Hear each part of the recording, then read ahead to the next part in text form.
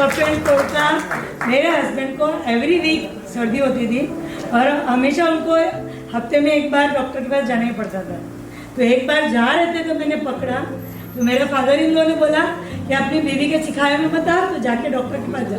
मैं बोली आज की रात मुझे दो, अगर नहीं फर्क पड़ा ना तो कल डॉक्टर का खर्चा मैं दूंगी, आप जाके आना। और मैंने रात को कफ एंड कोल्ड दिया था उनको, बोला अभी पी के सो जाओ, और दूसरे दिन उन्होंने खुद बोला कि बहुत अच्छा प्रोडक्ट है, और उसकी वजह से उन्होंने 10 लोगों को बोला। वाह।